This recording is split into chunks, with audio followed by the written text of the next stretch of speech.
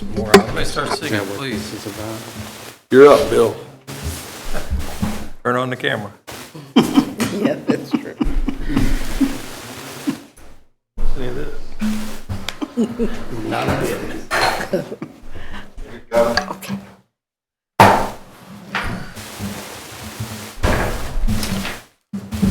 You're good. Okay. All right, good afternoon. If we will all please stand for the invocation by Pastor Rachel Danner. Pastor? Let us pray. Gracious and loving God, we give you thanks that you call us together in all places and all times to do your work, to be your people, to be gifted with the abilities to care for and love one another. Lord, as we come together today, help us to be those people, to utilize our gifts well, and to be good neighbors in our community and in our world. Lord, all these things we pray. Amen. Amen. Please stand with me also and state the Pledge of Allegiance. I pledge allegiance to the flag of the United States of America and to the republic for which it stands, one nation, under God, indivisible, with liberty and justice for all. All right, thank you. You may be seated. I will now call the meeting to order. And today we have two proclamations, one which is, both are very special, but one is particularly special, and we are very happy to have the Benedictine football coach, head coach with us today, and a part of the football team. We appreciate your coming, and we have a proclamation that we would like to present to you today. After I read it, if you all would come and stand behind us, and then I will officially present it for you. All right? Whereas Benedictine College football head coach Joel Osborne and his coaches and staff have taught and fostered the values of teamwork, competitiveness, civic-mindedness, and community service to their players. And whereas the Benedictine College football players, coaches, and staff under Coach Joel Osborne have completed countless hours of community service, volunteering, and outreach to the residents of Atchison. And whereas their commitment to the community off the field has been coupled with team and individual success on the field. And whereas the 2025 senior class completed their Benedictine College football careers with a 42-10 record, 4 conference championships, multiple NAIA All-American awards, 3 NAIA playoff appearances, and 2 NAIA national semifinal appearances. And whereas Coach Joel Osborne's peers at the American Football Coaches Association, AFCA, recognized his tremendous leadership and his team's historic accomplishments by naming him the NAIA National Coach of the Year.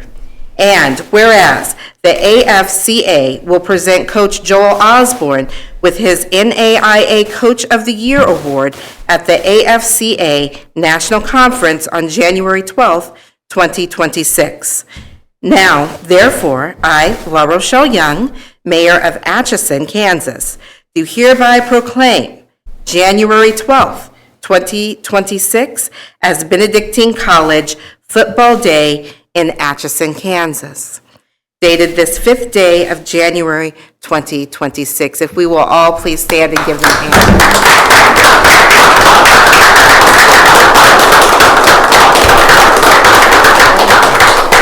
Coach Osborne, if you could come up with your football team. And I do have to say, Assistant coach. oh, and the assistant coaches. Yes. All right, thank you. God bless you. I know. I'm French. Congratulations.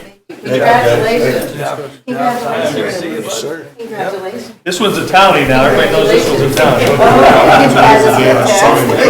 That's it, really? Congrats, Coach Bradley. Wonderful. And I think we want a picture. Okay. Okay. Awesome. I can do that. Okay, yeah. Yes, around. Okay, I'm really short, so, you know. Short but huggable. All right, one, Good picture. Commissioner Slattery. I know they're all really good looking. Yeah, especially our mayor. Thank you. All right. That is for you to have. Again, congratulations. Thank you so much. Appreciate it. Who's going to the convention? We all are. All right. Oh, wonderful. Congratulations, gentlemen. Thank you so much. Safe travel, guys. Good job. Congratulations. Here, write your number. On the social media coordinator. Yeah, of course. Yeah. Texting that, make sure. Yeah, my pen fell on the ground. I think it's. Oh, you found it. I did. Thank you. You're welcome. As soon as you can, and then I'm gonna get posts on our social medias. I had to start branding two pens. We're What do I got? very proud of you, man. Thank you. Second grade. Perfect. Thanks, guys. All right, thank you very much. And Coach, before you leave, I just want to say that I personally know the commitment that your athletic department has to the city of Atchison. They help whenever anyone calls, asks for moving help, whatever it is, you all are always there, and we really appreciate you. Thank you. All right, thank you. All right, at this time, we will have our second proclamation, which will be the National Religious Freedom Day. And I will read the proclamation now.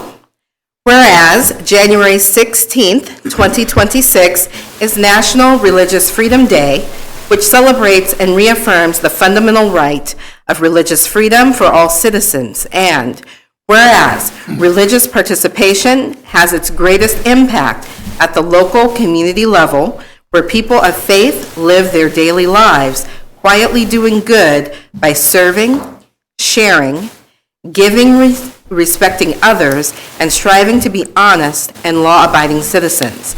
And whereas individuals and families must be free to believe, live, and express their faith in private and public life, to gather and participate with other like-minded believers, and participate as equal citizens in a diverse and pluralistic society.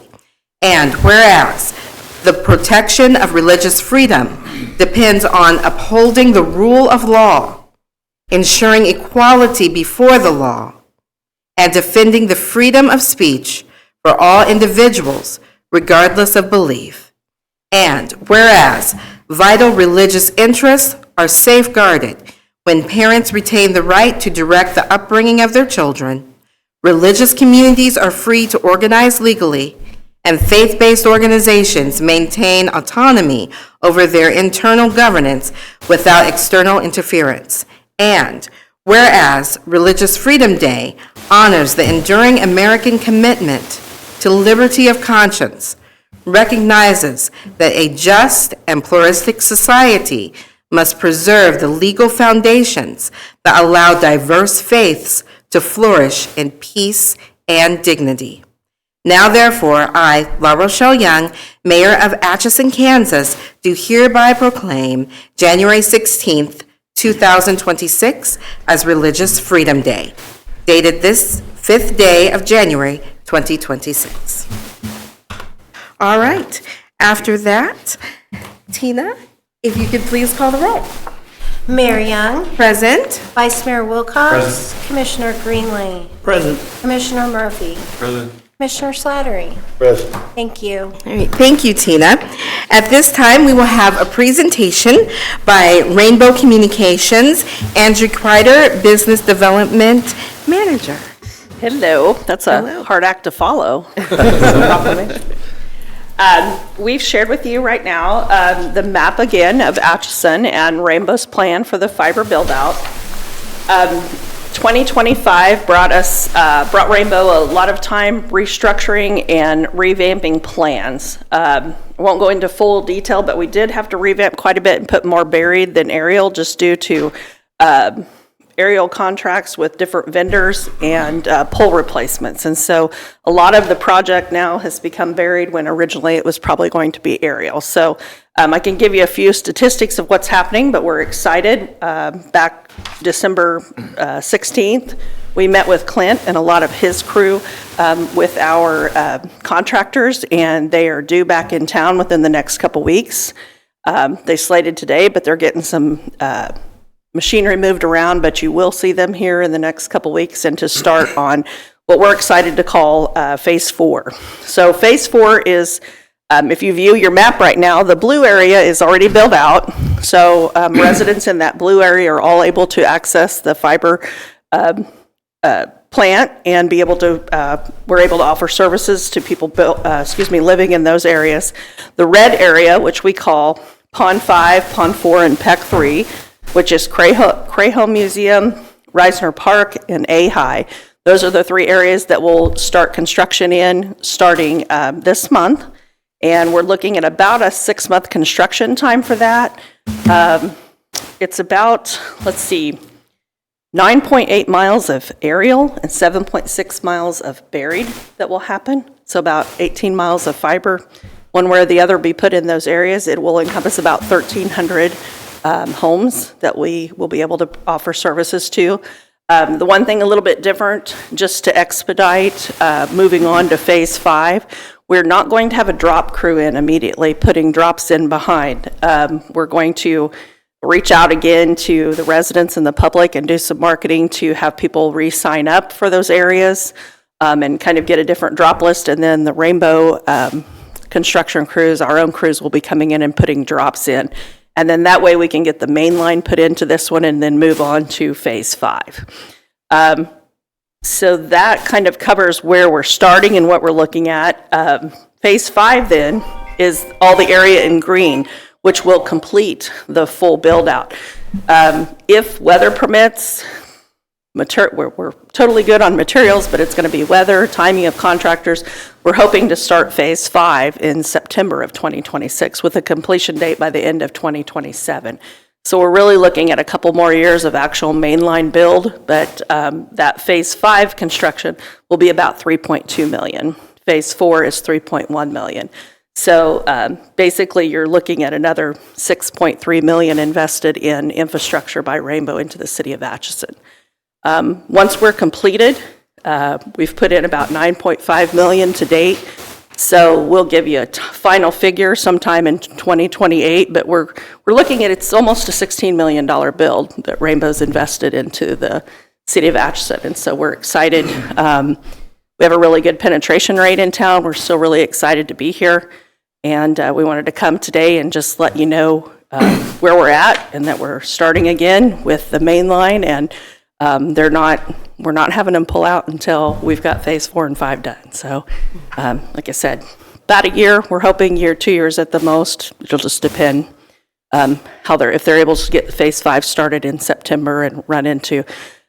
We should be able to start doing installs in Phase 4 by the fall of this year, though. So be watching. We've talked to Clint's crew in depth about the construction and the locates that we'll be calling in. And like I said, NCS crew will be in town. Our aerial crews will still be in town and buried. But I think we had a pretty good meeting that day to kind of show what needed to be done, and we'll just keep moving forward. Yes, sir. Of the $16 million, what percentage of that is state or federally? 0 of that $16 million. That's all on. We did receive some grant funding, and I don't have those totals included in this right now. We did receive some grant funding early on with COVID and Spark money we received with the Atchison area. When we ran to the hospital, I can't think of the very foundation. Early in COVID, there was a program the state had called Spark. Yeah. And I can't remember what the acronym stands for, but myself, through partnership with Atchison Area Development Corporation, applied and received, I'll say, 180 or 230. It wasn't, I don't think it was $250,000. And that figures aren't included in these build costs, but we did receive some grant funding with the area foundation, Atchison Area Foundation, to get to the hospital during COVID. Yeah. And we ran a direct line down to the hospital, so they were able to have redundant fiber and fiber access. And then we did receive a little bit of Spark money for help with pole replacements and some pole attachments. But that funding is all outside of this, basically, $15.8 million. If you were to go back far enough, we were starting to get some serious concerns from businesses in the industrial park about their lack of high-speed internet. And some of them, like if you're Stress-Crete and your home office in Canada needs an all-hands meeting, HR meeting or something, and you can't video conference, that was a serious concern for them, and we started to hear that. This is 8 years ago, maybe. It was like 2016. So we I started believe. like kind of calling around to figure out how can we get high-speed fiber there. And we talked to Rainbow, and they were a couple miles away. And we went to the county and said, hey, will you split, like their cost was going to be $50,000, or I don't remember I don't what think it was that much. I exactly. think the whole build was around $75,000. Yeah, and so effectively, the city put in 25, the county put in 25, and Rainbow put in 25 to get from the rural spot they were to the industrial park. Well, after $16 million, that 25K is a pretty, that's kind of how economic development incentives are supposed to work. This is a pretty darn good example of how that can work when it's run right, so. Yeah, it's been great for all parties involved. Yeah. So. Excellent. And what you're offering is not only fiber, but also internet and then telephone, is that correct? Right, we offer fiber internet service, obviously a Wi-Fi devices that you're able to put on your internet service, and then also phone services, and for businesses, then like a phone and a hosted PBX phone system service. So those are the main products that we carry. It will give the capabilities of, and you have these capabilities now, of 2 gig by 2 gig on a resident, and then up to 10 gig by 10 gig on a business. And so you've got a lot of capacity there, and the great part about it is once the fiber is, whether it's aerial or buried, the fiber just transports the service. The electronics is really what delivers what speed you're having. And so right now, Atchison's on a 10 gig network, and so basically it's just switching out those electronics to go to a 25, 50 gig, 100 gig. I mean, it's basically preparing you for the future of more bandwidth needs. And I could talk all day about what that might be, right? But I doubt you want to talk about AI all night long. But obviously, that's one of the big items that is the buzzword right now. But just general dependence on the internet is increasing for all of us. And so it's really going to put your town in a position to where you can really see some growth and maintain economic development.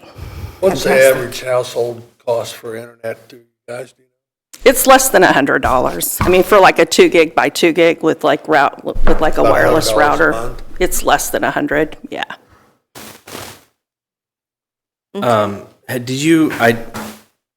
This summer, USD 409 buried a fair bit of fiber. Would it be in that probably Pond 5 area? I don't know that all of those will come back in the locates. I don't know if you can get a map from them or not of where they actually ended up putting those lines. But maybe save a little headache. So you don't end up Absolutely. cutting theirs. Yeah. And No, useful information. We'll make a note and definitely I reach watched out to some the of it school and directly. some of it was not buried very deeply, so Yeah. I know that it might be within even shovel distance. So Yeah. Kansas One Call is responsible for all of those, but we will definitely make a Yeah. call to the school that you brought it to our attention. It would be good to double check and make sure that that is all located when we're up in that area.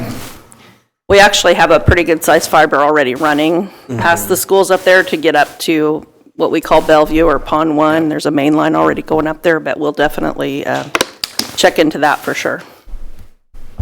Okay, Okay? wonderful. Any other questions, concerns, comments? Thank Well, you. absolutely. And like normal, if you have any questions or concerns, please reach out to us. And your office is located at, Yes, we have an office on Commercial. And then also we have a resident engineer that stays in town here down at the Holiday Inn, and he actually has his own office that's here in town too. So we do have a resident engineer on the job every day here in town too. So And then, of course, the city and everyone has our numbers. Feel free to call me or Julie at any point, and we can follow up on anything. All right, thank you. We Okay. appreciate the You investment bet. in the community. You bet. Thank you. Thank you. Bye. All right, at this time, if there is anyone who would like to begin with our public forum, again, persons who wish to address the city commission regarding items that are not on the agenda may do so at this time when called upon by the mayor. Speakers are limited to 3 minutes and should give their name and address when addressing the commission. Any presentation is for informational purposes only. Any and all written communication should be deposited with the clerk. At this time, I will open the public forum at 4:50. Seeing as there is no one here, we will promptly close the public forum at 4:50. All right, at this point, we will have our consent agenda presented by our city manager, Mr. Mark Westhoff. Mr. Westhoff.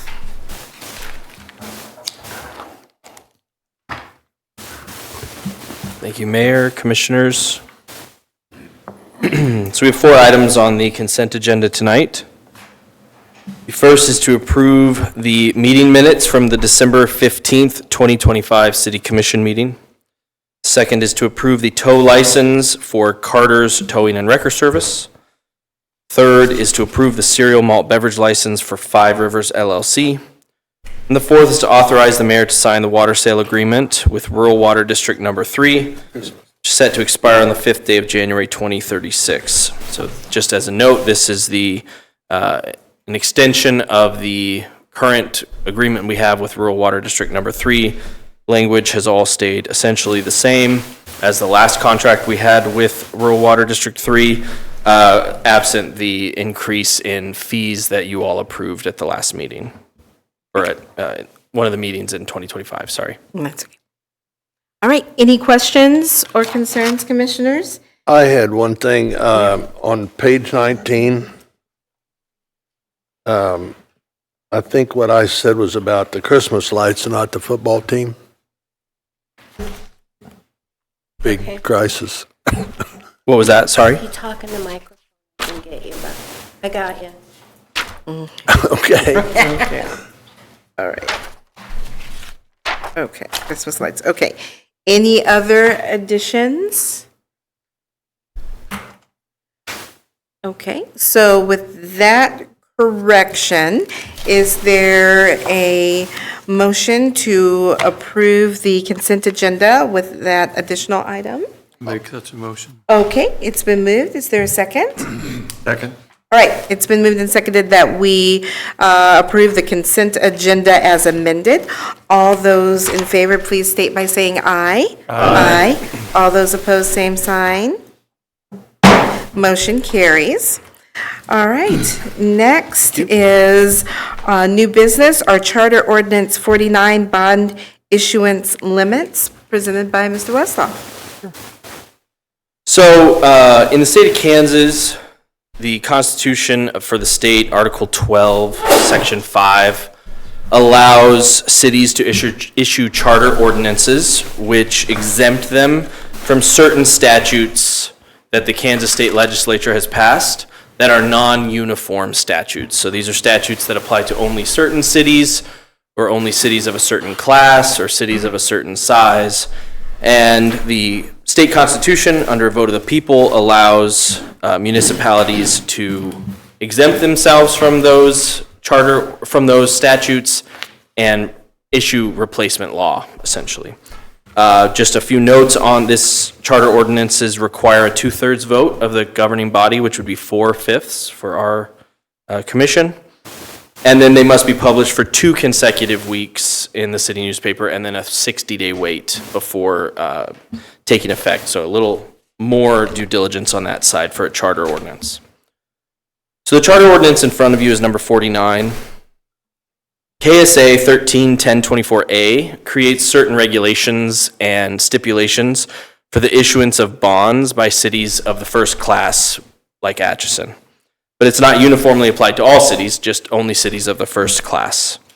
You can make an argument that Atchison is more like the size of a city of the second class. we're still a city of the first class. In the past, the City Commission has passed 3 charter ordinances regarding this state statute. Charter Ordinance 38, 41, and 47, exempting the city from certain aspects of that state statute on the issuance of bonds. For example, Charter Ordinance 38 was passed in 2004, and it set the bond issuance limit that the City Commission can issue a bond for a certain dollar amount, and beyond that, it has to follow all of the other guidelines in that state statute. It set that limit at $750,000. Charter Ordinance 47 in 2014 increased that issuance limit to around $1 million. And the only substantial change in Charter Ordinance 49 that staff recommends is an increase in that issuance limit up to $1.5 million. Staff recommends this based on inflation. If you go back to the 2004 ordinance at $750,000, and then you run through the inflation numbers, it comes out to about $1.5 million. The purpose of issuing bonds of this kind for general improvements within the city, which must be infrastructure improvements. Historically, the city's used these to make large-scale street improvement projects happen on a quicker timeline than under the regulations and guidelines of that state statute, up to this limit. Staff has priced out these same kind of projects, and we ultimately come to the same conclusion as all of the inflation calculators that you can find, that in order to do a project of similar size to the one set forth in the charter ordinance in 2004 at $750,000, the current amount would be around $1.5 million. So that's the recommendation in front of you. The city attorney has reviewed the charter ordinance, and any future bonds issued under this charter ordinance would have to be reviewed by city attorney and by bond counsel. Any future bonds issued under this ordinance would require a review by city staff and final ultimate approval by the city commission. So this is not issuing any bonds today. And this charter ordinance, as well as the previous ones of this nature, are in line with the city's policies and goals as set forth in the comprehensive plan and the strategic plan of attempting to repair and keep our city infrastructure up to date at a reasonable level without large-scale projects beyond this $1.5 million. So that's all I have on that. If you have any specific questions, I'm happy to answer them. But otherwise, we recommend adopting Charter Ordinance 49, which again increases that bond issuance limit up to $1.5 million and repeals Charter Ordinances 41 and 47 that are currently in effect. Okay, all right. Any questions or concerns? Just one. Sure.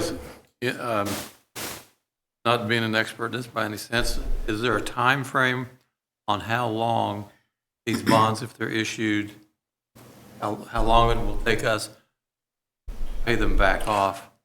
So that depends entirely on the bond market when we go out for bid on any kind of bonds. That is not defined in the state statute. It's not defined in our charter ordinance. And the interest rates, none of this? No, that's all Just the set by. total bonded amount? Yes, without, and then anything over, the city can still issue bonds over that 1.5 million. It just requires them to go through these stricter guidelines and regulations set forth in the state statute. Any other questions? Well, I mean, given the cost of materials and labors, especially since COVID, I mean, I don't think you can build anything for what you used to be able to build it for. Sure. And materials are skyrocketed also. But having said that, my personal preference is sometime in the near future, our citizens would be more inclined to consider a slight increase in their sales tax so that we didn't have to do this. Sure. Well, and to be clear, this today, again, does not issue any bonds. We are on schedule in this year, 2026, to consider a street bond project later on in the year. But this itself does not issue those bonds today. I agree with, I delivered in my budget presentation that I think there are alternatives to using bonds for infrastructure projects, but this gives the city commission, current city commission and future city commissions, the capacity to do so up to that 1.5 million limit. Well, I think all of our citizens, or the majority of our citizens, including myself, would like to see improved street conditions. Sure. As is the case in almost every city in this country. But you can't have it both ways. Someone's got to pay for it. That basically is us, but plus the assistance we get from state or federal monies. But some percentage of it is going to have to come from the citizens to get to a program that allows us to not have to do this on a yearly basis. Sure, and to be fair, bonds are paid off through our debt service budget, which is part of our property tax mill levy. So while we do get very good rates, because we are highly rated as a city, and cities and municipalities get preferred rates anyway on bonds, so it's a pretty good use when that process needs to happen. Given that, we do still have to pay that through our other revenues, so. So what we're passing tonight doesn't say we can't use a sales tax if we passed one. No. And it doesn't say we have to do it any particular way. This Correct. only thing it really does is pushes the limit to 1.5 million. Correct. Excuse me, Yes. 15 million. 1.5. 1.5. 1.5, yes. And again, it only, any future issuance of bonds of any kind would still come to the city commission for review and a vote. It does not set anything in stone. It gives you the capacity to do that in the future, should you so choose. Okay, all right. Good discussion. Any other further discussion? If not, I would entertain a motion to adopt Charter Ordinance 49, exempting the city of Atchison, Kansas from the provisions of KSA 13-1024A and providing substitute and additional provisions relating to the issuance of up to $1,500,000 in bonds for the purpose of paying for general improvements in the city of Atchison and repealing Charter Ordinances numbers 41 and 47 of the city. I make such a motion. Okay, it's been moved. Second. It's been moved and seconded. Let's see, this is not a roll call vote, so all those in favor, please state by saying aye. Aye. All those opposed, same sign. Motion carries. All Thank you, right. Commissioners. Yes. Number 2, ordinance number 6723, an ordinance amending section 729 of the zoning regulations ordinances of the city of Atchison, Kansas. So this is an ongoing conversation. We're finally, I think, reached the last portion of it. As you know, over the summer, a couple of city residents came to us saying, with a request for a permit to have chickens on their property, and they discovered that their properties were zoned R3 or R2 or something else. Even though they had a single-family home on it, they were zoned differently. Some of that's based on the historic uses of that property. Some of it's based on the neighborhood the property's in. Lots of different factors can impact that zoning. Ultimately, in the day-to-day life, most people don't really consider what zone their home is in. They think it's a single-family home, or it's an apartment complex, or a duplex. The City of Atchison passed an ordinance in 2016 allowing citizens to keep a certain number of chickens with regulations in R1 districts. The purpose, if you read through the ordinance, was clearly to ensure that chickens are only allowed on properties that are being used as single-family residences. The mechanism to do that in the ordinance was say, well, then R1. We started to encounter some of these irregularities, and I brought it to the city commission to consider, and you all gave us direction to go ahead and rewrite the ordinance to make it clear that we're actually concerned with the use of the property, not how it's zoned. And so we changed the highlighted portion of the ordinance to state that chickens may be kept within city limits of Atchison on any lot or parcel that contains one continuously occupied single-family dwelling. No other aspects of the requirements for chickens was changed. You still have to meet all the setback requirements. You still have to meet all of the husbandry requirements and the coop regulation requirements. All of that stays the same. It simply says that if you or a renter or someone lives in the house and it's a single-family dwelling on one lot, you can have chickens if you meet those other requirements. Took this to the Planning Commission. It was approved unanimously by the Planning Commission after a public hearing. We received no negative feedback from the public, either via communication or in the public hearing. So bringing it back to you now for final approval, the recommendation is to adopt Ordinance 6723, amending Section 729 of the zoning regulations ordinances of the city of Atchison, Kansas. Couple weird questions. Okay. It might have been stated, but is there a limit on how many chickens you can have? Yes, there are limits based on the space and a maximum limit as well. Is a rooster allowed? Never. If you hear a rooster in city limits, it's not allowed. Go ahead and let us know and we'll go check it out. Discrimination. And if somebody has chickens, but they are not aware that they have to get a permit, will somebody stop by their house and knock on the door?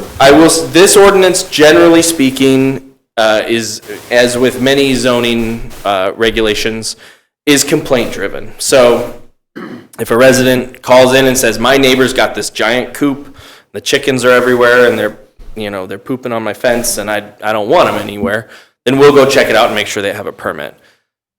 We don't have a chicken code enforcement officer driving around looking for illicit coops around town. Yeah. Generally speaking, we allow residents to let us know if there's something that is a situation that is causing them disquiet or making it so that they can't enjoy their own property. So that's generally how we enforce this and most zoning regulations and code violations in the city. Not all of them, but most of them. So this would land in the lap of the code person? Yes, that we yeah, have? code and building. Mhm. Well, I move that we adopt ordinance 6723, amending section 729 of the zoning regulations. All right, of the city of Atchison, Kansas, it's been properly moved. Is there a second? I'll second. All right, it's been moved and seconded that we adopt ordinance 6723, an ordinance amending section 729 of the zoning regulations of the city of Atchison, Kansas. Any discussion? If not, all those in favor, please state by saying aye. Aye. All those opposed? Chickens All right, win. motion carries. All right, very good. Communications, and thank you for your work on that, Mark. You're welcome. Appreciate that. Thanks, we travel ours. All ordinances are equally important. Yes, they are. Okay, so a couple communications. We have a handful of minutes from the library board. I think they kind of stacked them up and turned them all in at the end of the year, so those are there for your review. We have a letter from the Department of Commerce approving the contract extension that you all requested for one of the CDBG projects on Commercial Street. And then we have a letter from the Kansas Historical Society informing us that they are considering the First Presbyterian Church, 302 North 5th, to be included on the Register of Kansas, Historic Kansas Places. So, as we've talked about before, we think that's generally a pretty good thing. I would imagine that the Presbyterian Church will qualify for that, so. All right, wonderful. Any questions about that? Best wishes to the First Presbyterian Church for that nomination to the Register of Historic Kansas Places. Very important. All right, informational items? Okay, I have a couple updates. Obviously, lots of staff have been on vacation the last couple weeks, off and on, so nothing huge, but here's a few things to note. For the South Headworks project, materials have started being delivered for that. We're on pace, as far as we know, for February start of construction. As folks have probably noted, we're moving forward with kind of the second phase of the water mains replacement project.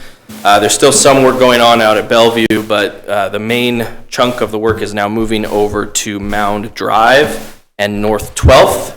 Lots of construction equipment over there, lots of, as Mike had said, it looked like Christmas lights because of the reflectors from all of the cones that are being ready to set up. The contractor and staff have been notifying impacted residents in the area. There will definitely be an impact to some of the streets in that area, so if you can avoid North 12th around Mound, it might behoove you to do so. And I think they actually started some of that work today. They actually did, Okay. and the staff was there to inform residents, so we appreciate that, so all is going well. I know it's a big impact to daily life for folks when a water main's being replaced, but it's, we've targeted these areas specifically because they're older and deteriorating, so it's long-term going to help out the residents of that area. Just wanted to send this out again, that we did receive, and thank you to Clinton for going forward with this, a grant from KDOT to extend our sidewalk projects for 2026, probably leaking into 27 at this point because we're adding quite a bit to it. That will continue the sidewalk improvements on Unity Street from 6th to 10th. We already have a grant in hand to do 2nd to 6th this year. And the second grant that we received will also have a sidewalk spur running from Unity up to LFM Park on 7th Street. So that'll connect LFM Park to that Unity corridor. So that would be nice to have. Continuing to move forward with phase 2 of the Starbond project. In the downtown and airport Starbond district that we have. There's been a lot of news about Starbonds lately. This one's maybe not quite as the same level, but it's certainly interesting to us here. So we received positive draft on the feasibility study, so we're kind of working through that, considering what projects we might be able to do within the district with that potential revenue for the Starbond. So I've floated that the Royals could possibly build a downtown stadium, Yes, riverfront property right over here, but I haven't gotten any comments back on that. You can do that, I'll give you my land. The work has begun as January 1st. We're starting to work with EvoGov, our new contractor, to upgrade and update the city website.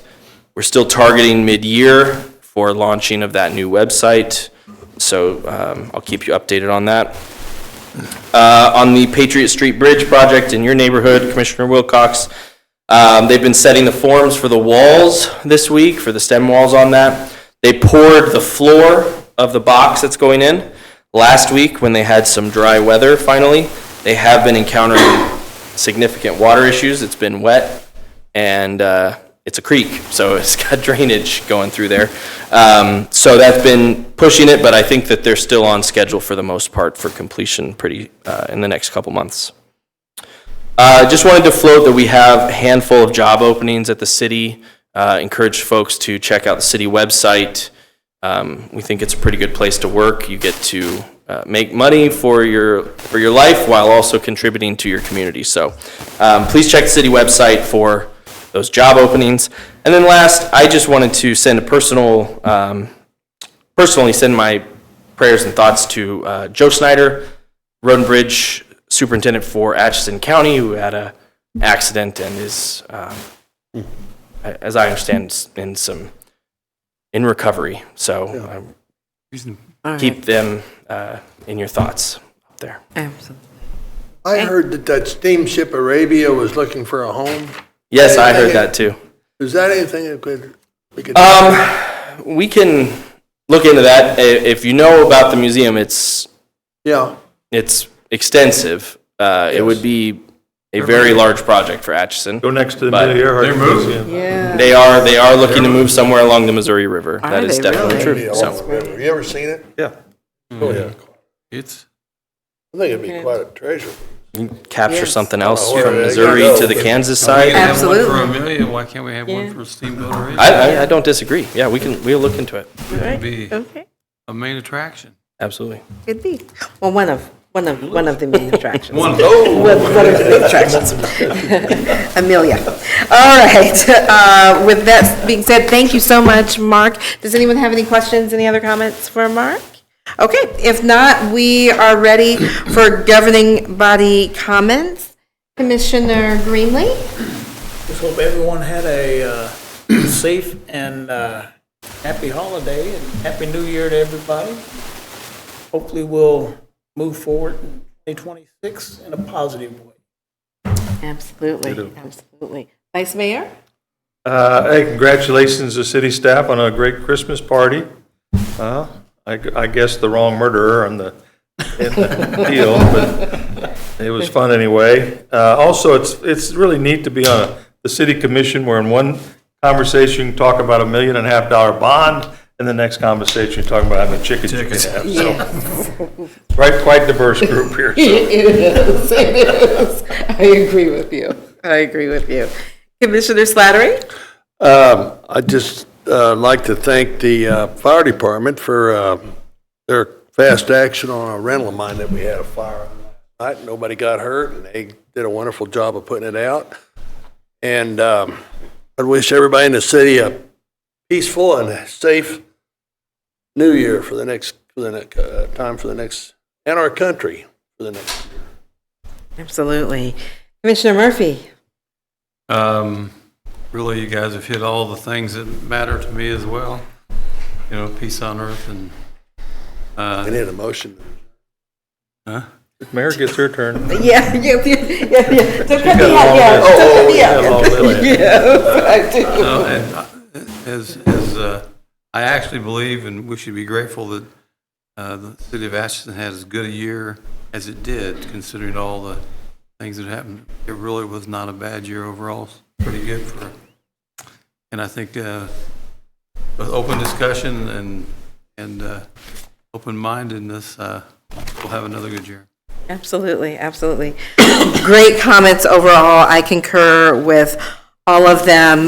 Just to reiterate two things that Mark said. First of all, please take a look at our website for city jobs. It's a great place to work. We appreciate our city staff so much, and Mark is correct in that it's a bonus that you're able to work for your community. And we certainly appreciate everyone from police to fire to city staff, and we thank you for the beautiful Christmas lights that you all put up so beautifully. We appreciate that as well.